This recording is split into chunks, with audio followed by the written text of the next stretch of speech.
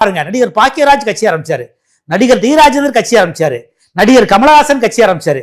இப்படி எண்ணற்ற ஏகப்பட்ட நடிகர்களை சொல்லிட்டே போலாம். அவர்களை தொடர்ந்து விஜயகாந்த் அவர்கள் வந்து எதிர்க்கட்சியாவே அமர்ந்தாரு. அது போல விஜய் அவர்களும் வருவதற்கான வாய்ப்புகள் இருக்கு. விஜய்க்கு வந்து உண்மையான ஆலோசகர்கள், நல்ல ஆலோசகர்கள் இருந்தால் அவருடைய நிலைப்பாடு என்ன? திமுகவை தீய சக்தின்னு சொல்றாரு. அந்த தீய சக்தியை வீழ்த்துவதற்கு தகுதியான கட்சி எது? அதிமுக. நீங்க சும்மா சொல்லிட்டு போலாம். நீங்க கமல் மாதிரி ஒரு குறிப்பிட்ட ஓட்டு சதவீதம் பிரிக்கலாம், சீமான் மாதிரி ஒரு குறிப்பிட்ட ஓட்டு சதவீதம் பிரிக்கலாம். உங்களால வெற்றி பெற முடியாது. அப்ப தீய சக்தி எப்படி வீழ்த்துறது? நீ எங்களோட வா. அப்ப அதிமுகவுடன் கூட்டணி வைக்கணும்னு சொல்றீங்க. நான் எங்களுடைய அட்வைஸ், அவரு எங்க பேச்சை கேட்டார்னா அவருக்கு அரசியல்ல மிகப்பெரிய வாழ்க்கை இருக்கு, எதிர்காலத்துல என்ன வேணா நடக்கலாம். அதனால வந்து எங்களோட விஜயகாந்த்ங்கிற ஒரு நல்ல மனிதர் எங்களோடு சேர்ந்தார், ஒரு மிகப்பெரிய வெற்றியை பெற்றார், தமிழ்நாட்டுடைய எதிர்க்கட்சி தலைவராக வந்து பதவி அலங்கரிச்சார்.